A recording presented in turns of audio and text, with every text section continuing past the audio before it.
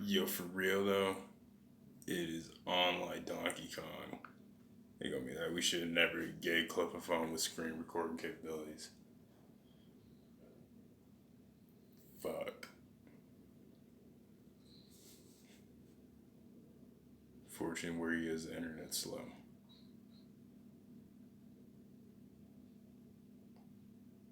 The adversary would say. Aki-chan is amazing, but that's not what we're looking for right now. This is gonna be a good. Well, it's not gonna be a good 2 hours. It's gonna be about a good 2 hours.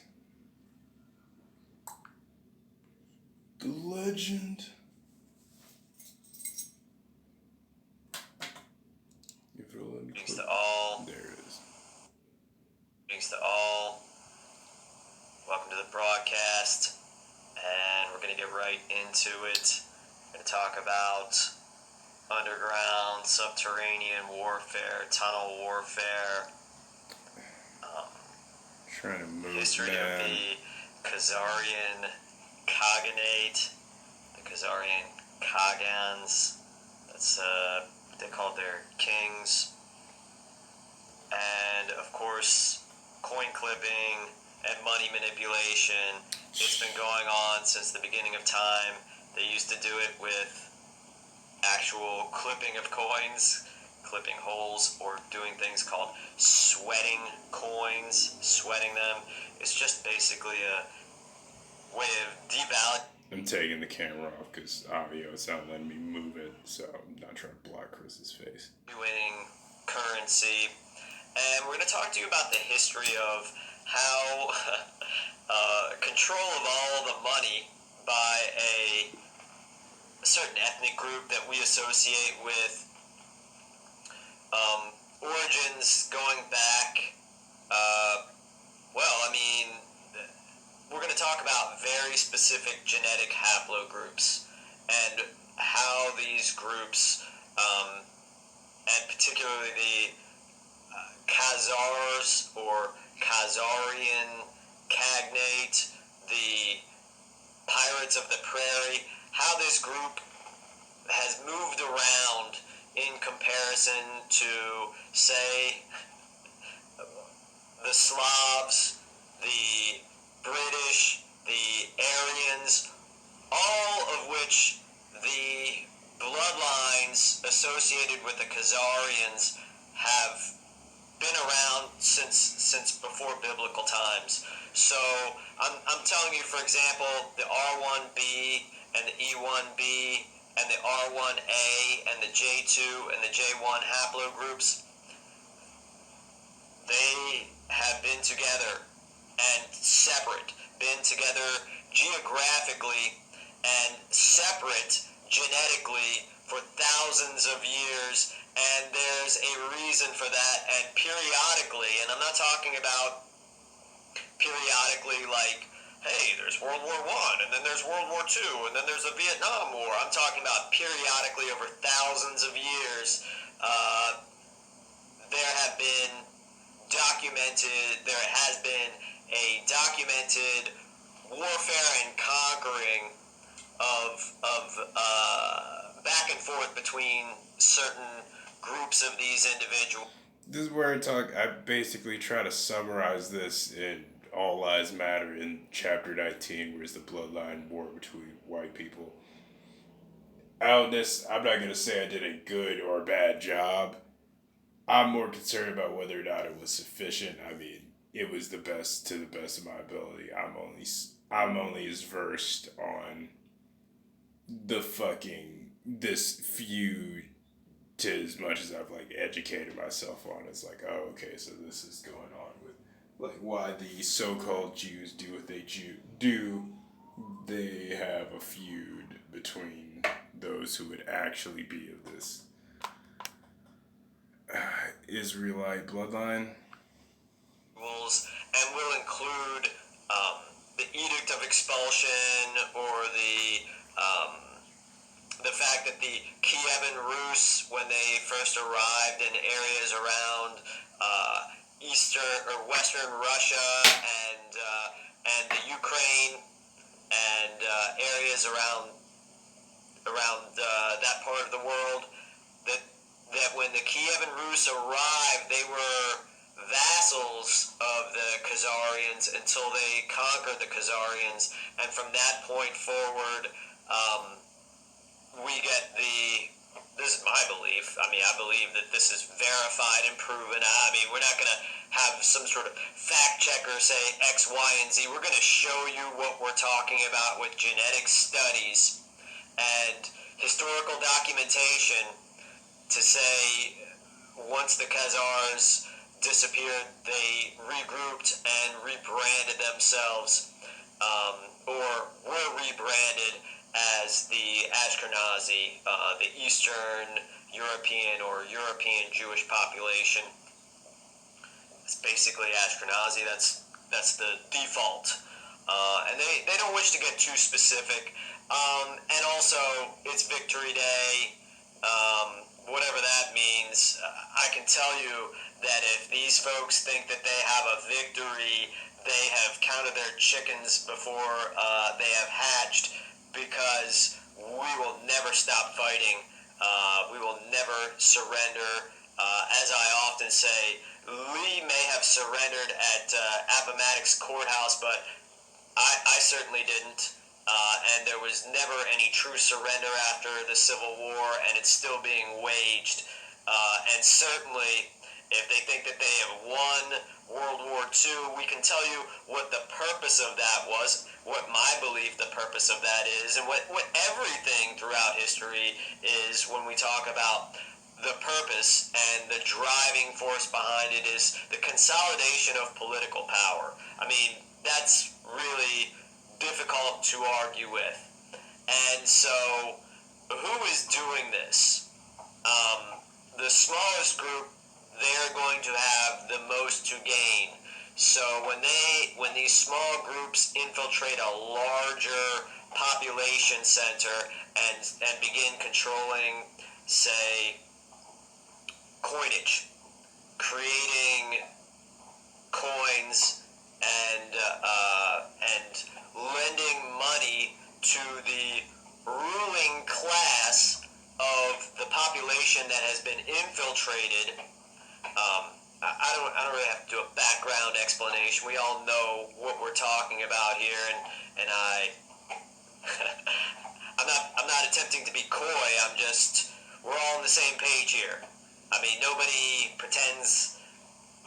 rational can pretend like they don't know what I'm talking about. And so then this group, therefore, while they're pretending, hey, this is the only thing they'll let us do, we're the only ones allowed to charge usury, so we have to charge usury. It's the only thing they'll let us do. Oh, we're such a aggrieved minority that we get put in charge of all the money. So that's the little background we've got here, and how that goes into when we're talking about. This is just images you see on the screen of underground warfare. So we're going to talk about underground warfare and underground cities and underground military bases. I'll read them out to you because you can't see them. There may be more than 10,000 underground military facilities worldwide. Cheyenne Mountain Complex. Okay, let's think about that. 10,000 as a number. I don't know. That's like a bare minimum in my opinion. Yashan Air Force Base. Iranian underground missile bases.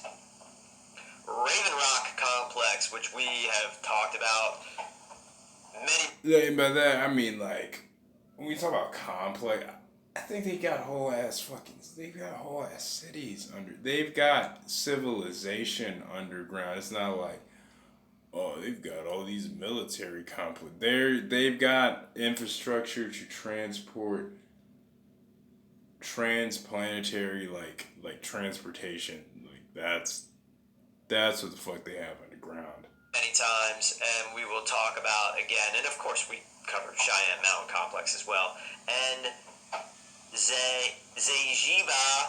Air Base. So that's, and here's a little bit about Site C and Site R.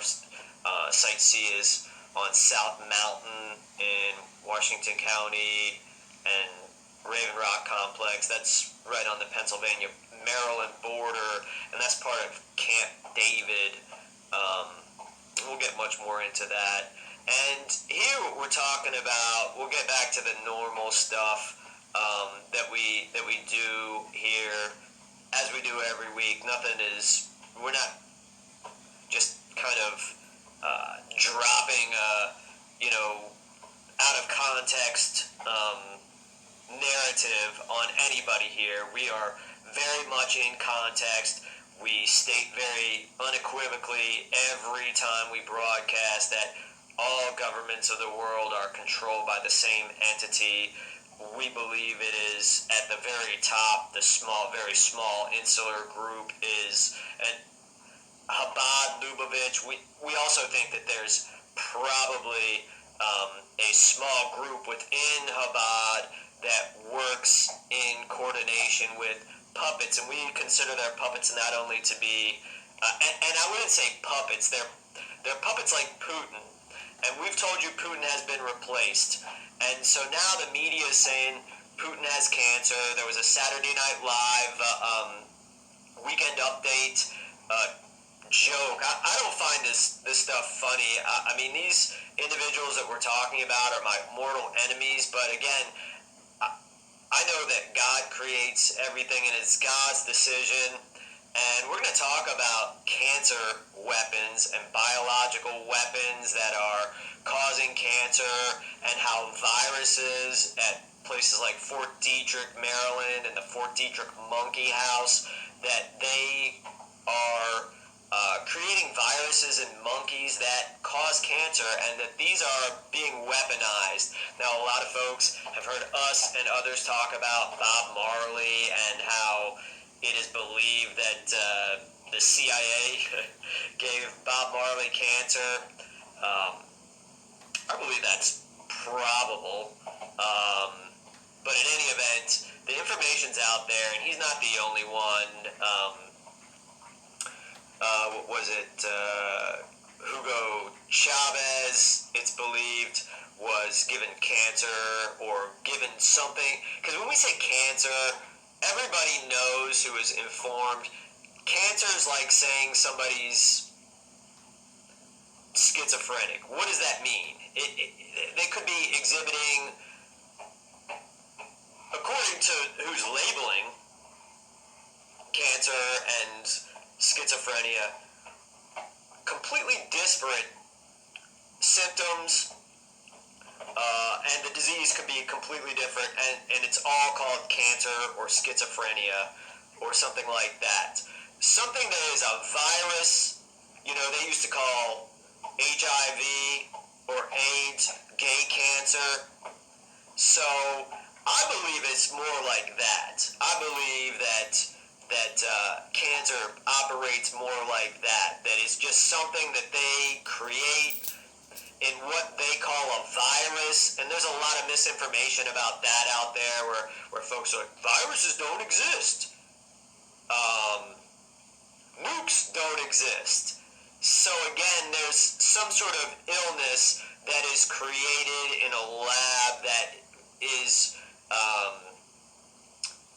attacks the immune system of a human being.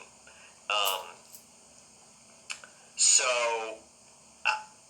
what is this bottom line? Bottom line, what's this going to do? Because we know that all these intelligence agents and puppets, they, according to them, I don't believe any life is expendable or purposeless, and I believe God made man warlike, and that we are in a non-stop war. But again, I don't believe in these underhanded tactics like cancer weapons, when they're spraying poison on us, when they're attacking us with remote mind manipulation devices or high, what would you say that, high frequency, um, high high pitched frequencies that are manipulating individuals from distances away. As we document every broadcast, this is the standard operating procedure of the United States government. Um, U.S. dismisses claims that CIA gave Chavez cancer as absurd. Okay, scientific assassinations are part of CIA's modus operandi. Wayne Madsen. This is Wayne Madsen. Now, I have mixed feelings about Wayne Madsen, but let's see. President Hugo Chavez believed that foreign enemies had given him and other American leftist leaders cancer. His successor agrees.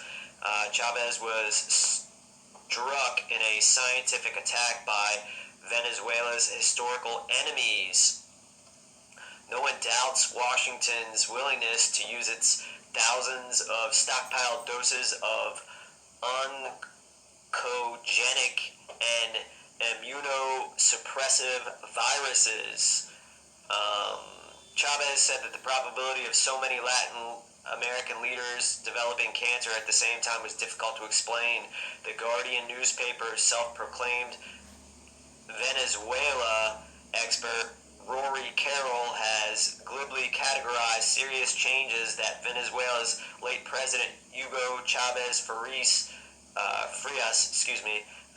was assassinated by a United States-produced bioweapon. All right. A number of Venezuelan and international officials have been a hostile party covertly introduced an aggressive form of cancer into the 58-year-old president. Carroll also wrote that Chavez himself believed the cancers that befell former leftist leaders in Latin America, including Argentine President Nestor Kirchner, diagnosed with colon cancer, and Brazilian President Ignacio Lula da Silva, treated for throat cancer, were part of a CIA plot. No doubt. No doubt. So let's just look at Fort Detrick. Let's go. We're looking at Fort Detrick Monkey House.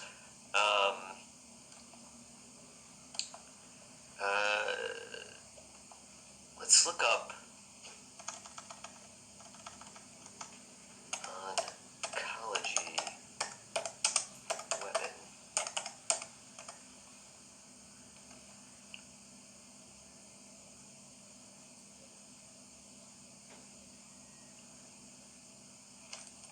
All right, so we see a little bit. Fort Detrick, the Army has denied links to cancer deaths and asked a judge to dismiss the lawsuits. This is 2016. Fort Detrick unearths hazardous surprises while the Army searches for evidence of biological and chemical weapons in Iraq.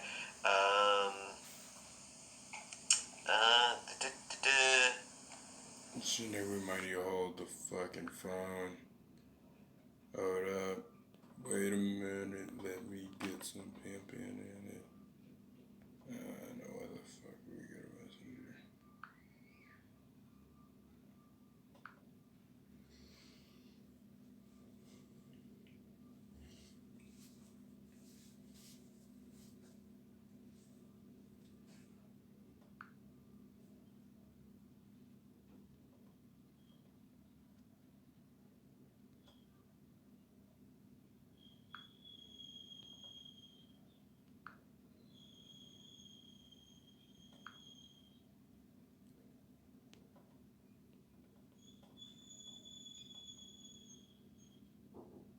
Should be live, but I'm not. Am I not allowed to go into live streams myself? That would be weird.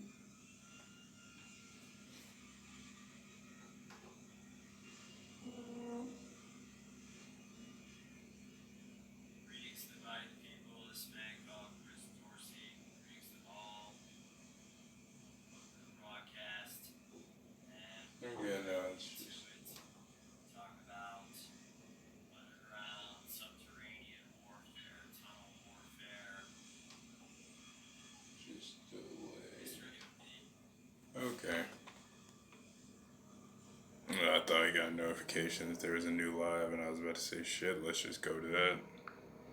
Sorry about that, y'all. A variety of research carried out at Fort Detrick. Let's see. Fort Detrick neighbors say areas contaminated. Okay. Is Fort Detrick toxic to soldiers and their families? This is from 2011.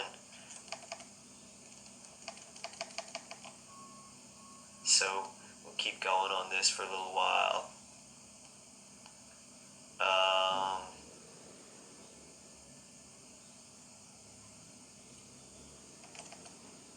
Old state line in vaccine development. The role of the old state line. Okay, yeah, that's Maryland. Fort Detrick Building 470 Controlled Demolition Inc.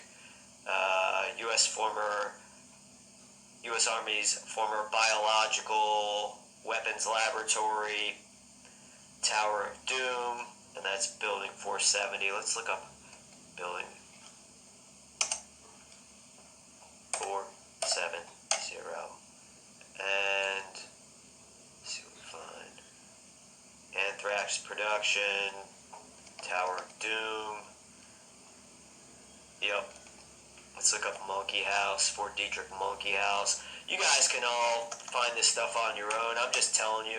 And again, they're probably really, not using Fort Detrick for all of this operation because it's so out in the open. The Monkey House, development of here's one, development of coronavirus disease. That's not letting us go to it, not letting us click, and it won't show us something that's downloaded. Alright, Ebola comes to Reston, deadly Ebola, found in Virginia laboratory. Okay, so, Maxie, stop chewing on your feet, buddy. Development of coronavirus disease in 2019, research, Institute of Infectious Disease, Fort Detrick, Maryland, green monkeys, macaws can be successfully infected by airborne, I believe that will be coronavirus. So, let's get to this. Let's just read out what tonight's, shedding light on subterranean warfare, how the CIA, Mossad, MI6, GRU, etc. eliminate individuals and entire populations through military methods, particularly biological warfare. And that is true in the Putin doubles case. Again, we know that he was eliminated. So, again, just because they're saying that they're eliminating these individuals and that they come from one particular place, we just know that they have the capability of doing this, and they've been doing it for decades, if not centuries. The theory that Putin double / Putin character will be phased out due to cancer. What will that lead to? Who's buying out all this Russian debt? Don't forget, again, there's going to be a Russian default, and there's going to be sales of the Russian credit default swaps. And Okay, so then is this like a Hitler Third Reich kind of thing? When I say that, I mean it was the whole pump up of the German miracle, but then it really was like, again, it was funded by the same folks. It was all like a paper tiger. It was all like a house of cards still. So, because everyone's talking about, the Russian economy is going to be great now, and the Chinese economy, they're basically saying that, but yeah, there's going to be a fucking default. It's going to be a real, I don't know, it's going to be a real mess financially, but some folks are going to really make out like bandits, as usual. Yeah. So just pay attention to who's buying out the Russian debt. We told you it was Citigroup, we told you it was Goldman, we told you it was Blackstone, we told you it was Vanguard. It's the usual suspects. And of course, who brokered the deals after the Soviet Union fell? to privatize the Russian assets, the new Russian Federation assets. It was Rothschild. It was Amro Rothschild. And then when Khodorkovsky became the richest man in Russia, and his assets weren't seized, and he was put in jail, who did he give it to? Who did he give those assets to? Jacob Rothschild. Okay. The genetic history of the Jewish Khazarian/Ashkenazi ethnic group using coin clipping, coin sweating, and now AI, digital currency computer algorithm to control governments and populations. It's all essentially like a kind of, well, this is definitely an oversimplification, but it's like a they're using kind of Zeno paradox tricks in mathematics to kind of like get away with their freaking infinite like monetization of debt. It like becomes this game where it's like, oh, you never run out of gas, just go to where you use half of what's left, but then technically you can't really go far. And then they introduce a bunch of things to fucking jig the system to try to like, oh, it's a hot mess. All words spoken during this broadcast are superior in lawful standing to every written contract or spoken word uttered by any corporate government official. Amen. Hallelujah. Praise God. Let's get back to here. I want to show you a few things because I didn't really get to this in the last broadcast. Americans torture Germans to extort confessions. So I want to tell you a little bit of something about that Saturday Night Live clip that they're joking about people with cancer and what's the guy's name? The white guy that does the Weekend Up, Colin Jost. He made a joke saying it was the first time, something to the effect of he was rooting for cancer when it comes to Vladimir Putin. Or when we watch television and we see people dying in a war and American anchors, news presenters, they're all military assets. Military assets that are portraying themselves as non-biased news presenters are saying that they are getting excited and happy to hear about Russian Federation forces dying or being killed. I'm not happy with any of that. Certain individuals, there are certain individuals that I believe the world would be a better place without. Now, I would have to know these individuals, and I know that they are not dying in the Russian war, or they're not the vast majority of the folks dying or being tortured or really just having a miserable life during this time, because those who are causing the death and disease around the Ukraine war and everywhere else, they're protected and they're safe. They make sure of that first. And we're going to get into that because there's all sorts of talk about China and nuclear weapons, North Korea and nuclear weapons, and we'll segue back after we get through the roundup to begin the broadcast to the underground cities, underground bases, and underground network where these folks are. There are folks living there. It's not like they're going to escape. There are folks living above ground and underground in a luxurious manner. Y'all remember the wine dungeon? The Pete Buttigieg? Pete Buttigieg. Give me a break. It's like all these funny jokes. It's like somebody's already made them funnier. Let's see. So we did want to show you all that. Israel congratulates Elon Musk on acquiring Twitter and defending free speech. Yeah, that's a good one. That's a little old news, but again, we'll get back to some different stuff here. What were we going to look at here? Oh, I want to show y'all something. How about this? Richmond to donate A.P. Hill monument. So basically, they are donating these monuments, and A.P. Hill is interred. God rest his soul. And I wish to say that the last legitimate American army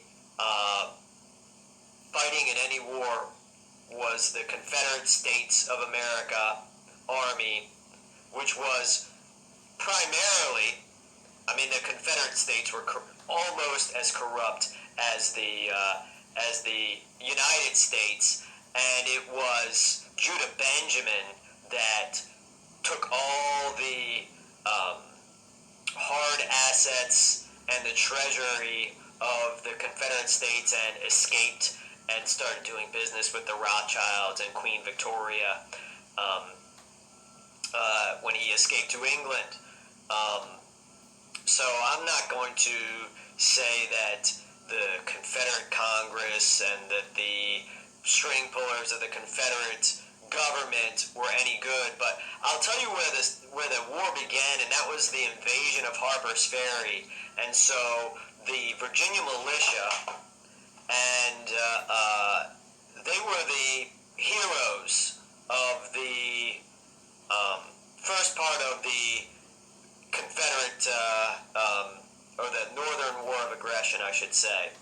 And so basically, this is the only way to save the people around the world, is for the militia to again become dominant, the Virginia militia to again become dominant. And I'm not talking about Oath Keepers or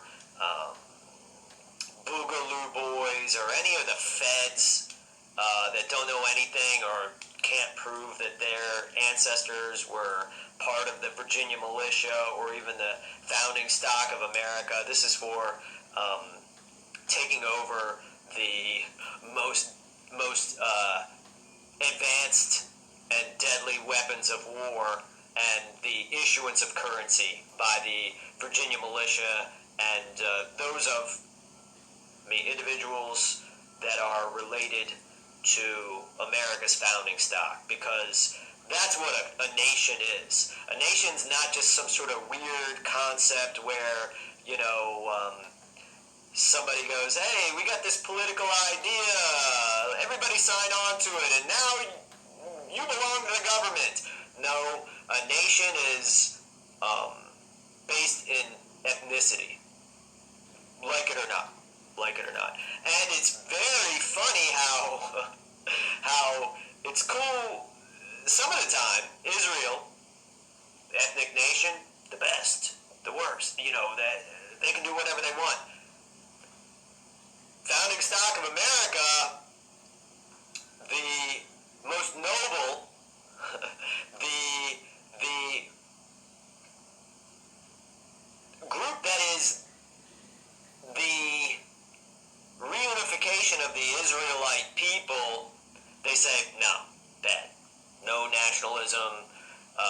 We have to make white people a minority, and so on and so forth. I'm telling you, that's not going to stand. And I can tell you, don't listen to, there is no other spokesperson. There is no other spokesman for this or any other movement other than what you're hearing here right now. So, we'll just move on from that. But just to let everyone know, you guys think you're gonna overpopulate the founding stock or the natives of Europe and the founding stock of America. I'm telling you, there's gonna be a fight back before that happens, and not the fake fight back led by the Mossad and the FBI and Jewish people like Jason Kessler, or government, FBI, CIA assets like David Duke, or I don't know, folks that are not either Pennsylvania Dutch or English or Scotch Irish. If you're not that, you're not really American, I must say, or you're less American than the American founding stock. That's what this country was founded for.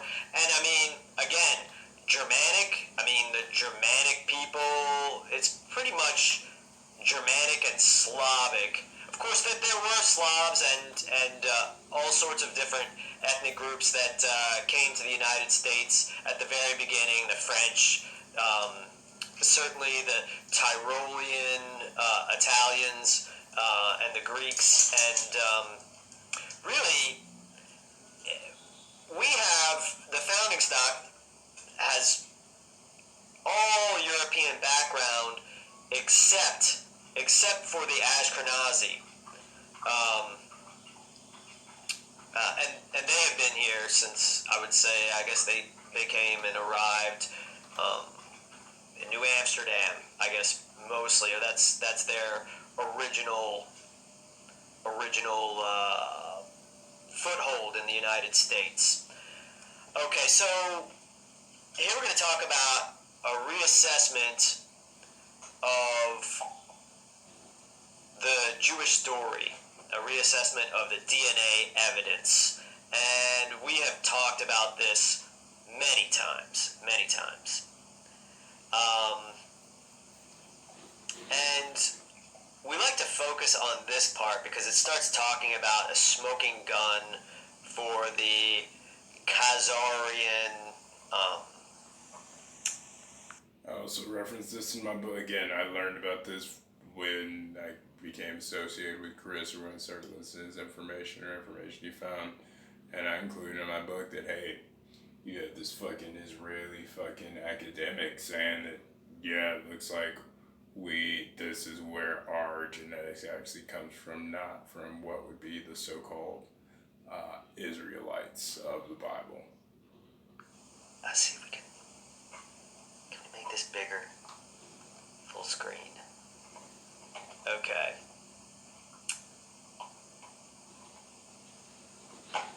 So let's start reading here because we're talking about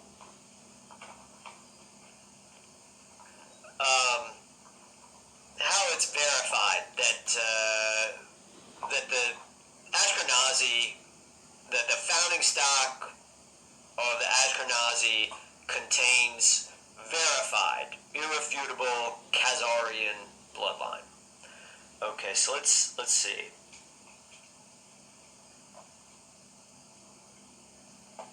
Where are we going to start reading? All right, let's read, and we're reading from the Journal of Genetic Genealogy, Mosaic of People. A Mosaic of People is what this is called. The Jewish Story and a Reassessment of the DNA Evidence. The Khazars, a Jewish kingdom in Europe. Arthur Kessler, 1976, is generally credited, of course. It's not true. No, Max, you get up on that. You already have one of your sticks. Alright. So, apologize. Max is demanding that I grab him a toy out of his toy box. So, I'm going to do that, and it's going to take me about 10 seconds. Well, you pick one out. Here. There. Okay. Alright, he had already had one of his chew sticks, but he wanted a different chew stick. Alright, so there we go. So, enough of my up-close ugly mug. My apologies. Slaves, others settled there voluntarily. They were as many as 50,000 Jews in and around... Wait a second. Oh, no. sorry. Let's see. The decades that have passed since the publications of his book have not dampened its highly controversial nature. The country of the Khazars lay in the area between the Black and Caspian Seas, between the Caucasus Mountains and the Volga River. There between the ever-invading Muslim Arabs and the Christian Byzantine Empire, a peculiar thing occurred. A Jewish empire arose in 740 CE. Now, I think this is probably the cover story, too. I think that they were always elements of the religious practice among these individuals in this area where they originated from. In 740 CE, the Khazarian king, his court, and military ruling class all embraced the Jewish faith. The large-scale official conversion of an ethnically they say non-Jewish people is well attested to in Arab, Byzantine, Russian, and Hebrew sources. The rationale, okay. Whatever the reason, so they get into the reason, the Jewish Khazars continued to rule their kingdom until the 12th and 13th century, so it went from like the 7th, in the 8th century to the 13th century. When their empire finally dissolved, it wasn't really dissolved, it dissolved and became something else at the very same time, because at this time they say, the official Jewish scholars say, what was happening? The Edict of Expulsion was happening in the 12th and 13th centuries in England, in Germany, in Spain, in France, etc. So Western Europe, these individuals, again, Jewish, were all being, I guess, removed. So where did they go? Now their story goes, oh yeah, Eastern Europe was starting to get developed then, and the Polish kings and the Kievan Rus, they started inviting the money changers in right as they're being kicked out, because they're being invited in. They're not just showing up. And it was dissolved at that point. The fate of the Khazars, like, how do they not know? Okay, so here we go. Controversy. So let's go.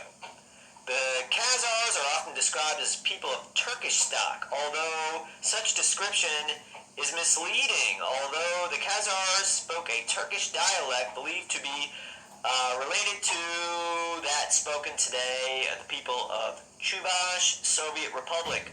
Their ethnic origin remains more a matter of debate. Many of the Eurasian tribes driven westward by the Chinese, including the Huns, were labeled under the generic term of Turk. The origin of the word Khazar most likely describes from the Turkish root gaz, meaning to wander or simply nomad. The wandering Jew. So, Khazar, wandering, the wandering Jew. Again, the homeland, the wandering Jew. So it's all coming together. Given that the Khazarian kingdom arose in the area of today's Ukraine, it is likely that there was a significant amount of indigenous Eastern European ancestry among this group. And in fact, the various descriptions of the Khazars provided by ancient writers attest to the probable heterogeneous ethnic mixture in this group.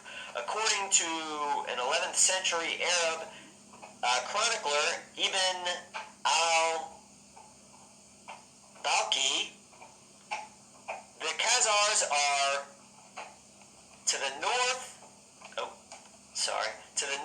of the inhabited earth, towards the seventh clime, having over their heads the constellation of the Plough. Their land is is cold and wet. Accordingly, their complexions are white, their eyes blue, their hair flowing and predominantly reddish, their bodies large and their natures cold. The general aspect is wild. An Armenian writer described them as having insolent, broad, lashless faces and long, falling hair like women.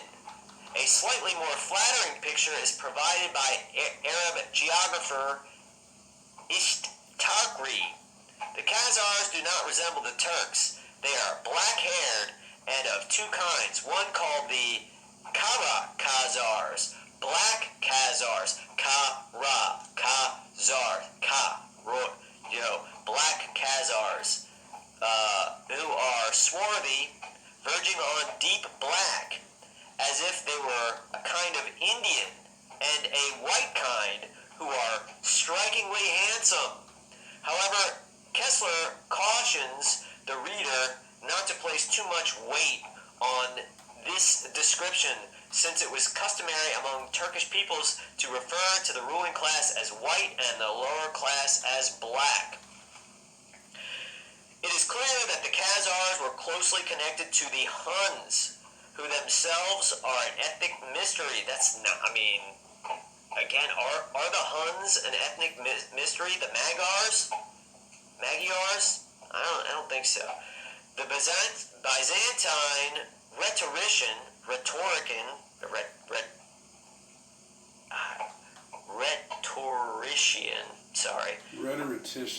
Priscus, who was part of an embassy to Attila the Hun, court of 448, reported that a people known as the Aksirs, or White Khazars, were subjects of the Huns, according to Kessler. Priscus' chronicle confirms that Khazars appeared on the European scene about the middle of the 5th century as a people under Hunnish sovereignty and may be regarded together with the Magyars and other tribes as a later offspring of Attila's horde. After the collapse of the Hunnish empires following Attila's death, the confederation of tribes known as the Khazars eventually gained supremacy in the southern half of Eastern Europe, retaining control of the region for nearly 4 centuries. Okay, so here, let's go.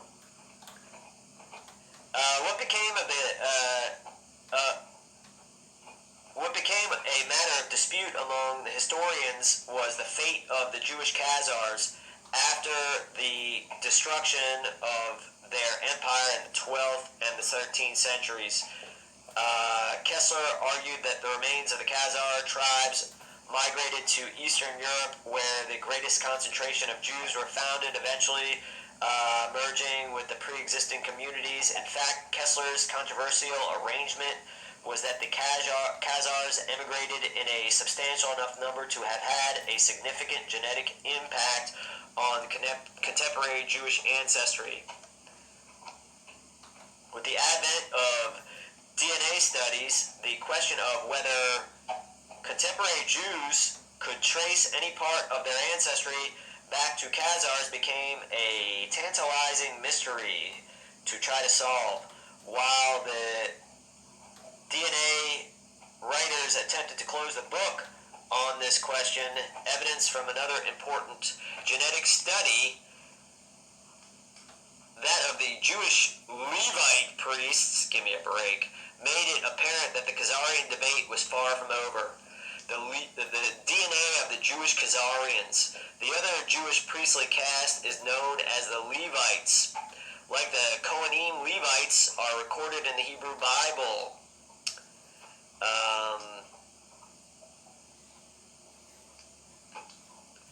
Okay, we just got it. They're doing a lot of spinning with this, and I will identify where I believe the spin ends and give you their spin. So I'm interpreting and verifying that the modern Ashkenazi Jews are the Khazars, and this study run by Ashkenazi individuals is verifying that same thing. So I'm reading everything that they're saying, and I'm saying everything that they're saying until I'm saying the spin is done and this is the primary important part. That's what I shall identify.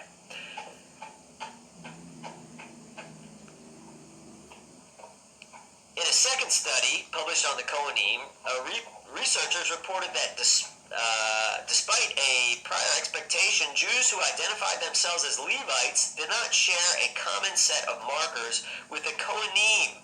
So now they're saying that Kohanim is a J1 and J2. And at a different date, I'm going to show you that when say, like, let's say Phoenician sites are unearthed, you'll find R1b, which is the Israelite bloodline, the Israelite king bloodline, the kingly line of the Israelites. And you'll also find E1b, you'll also find J1 and J2, and you'll also find R1a. So I'm telling you,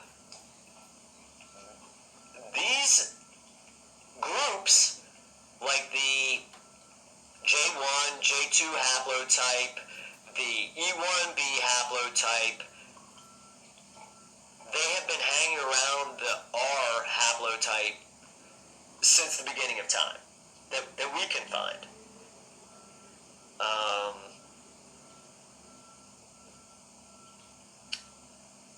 Unfortunately, the reporting that the Levites did not share a genetic signature from a common patrilineal ancestor with the Kohanim flew in the face of Jewish tradition.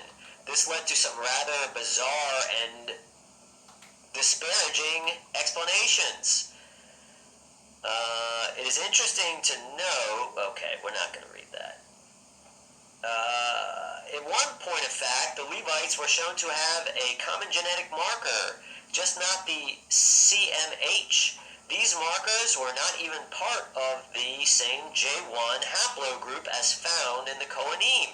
The majority of Levites shared a common haplotype indicating a shared common ancestor among them, but this haplotype occurred within the haplogroup R1a.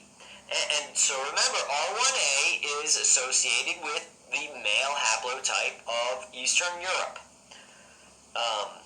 And that's R1a1. Furthermore, this haplogroup was found only in the Ashkenazi Levites. It was not shared with the Sephardic Levite population in the same fashion as what they're calling the Kohanim model haplotype, which is a joke. That's what CMH is standing for there. Given the fact that the Ashkenazi Levites did not share R1a with their Sephardic counterpart, it appeared that this haplogroup had entered the Jewish population sometime during the diaspora. That I also disagree with, and I also take umbrage with. I don't agree with that. I do agree that this R1a haplotype is found in a large percentage of Ashkenazi Jewish population. Among levels of R1a among what they call Levites, researchers found that the R1a1 formed a tight cluster within the Ashkenazi Levites. This suggested to the researchers a very recent origin of this group from a single common ancestor. In a subsequent, what they call Levite study, the model haplotype reported for Ashkenazi R1a1, known as H6, was reported to occur twice as often as the second most common R1a1 haplotype among the Ashkenazim, which is H10. Sample of 55 individuals, 25 had H6 and 12 had H10. Behar believed that among Ashkenazi Jews, R1a was essentially restricted to what they call Levites. Again, they just make up this. However, we know from subsequent research that R1A1 comprises only 12% of Ashkenazi results, while the Levites make up only 4 to 5% of the Jewish people. Thus, these results extend well beyond the Levite priestly class to approximately 5%, 5 to 8% of the Kohanim population. So when we talk about 12%, that's what you share with your first cousin. That's the amount of genetic markers you share with your first cousin. And so, like 4 to 5%, that would be your second cousin. You share about 4 or 5% of DNA with your second cousin.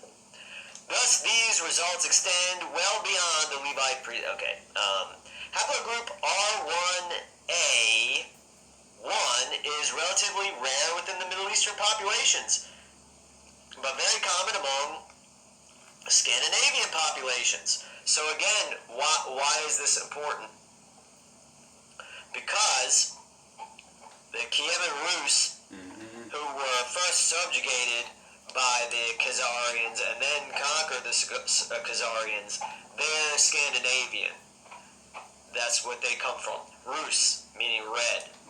Russia, red. Rus. Hey, look at, there's a lot of redness. Eric the Red. What makes the red Scandinavian red? Vikings. Maybe his descent from the ruddy perspective. Right. It is found at a frequency of 7% in some Near Eastern groups. However, given the Sephardic groups did not share R1A1 frequencies with the Ashkenazim, it was apparent that the Jewish R1A1 was probably not of ancient Israelite origin.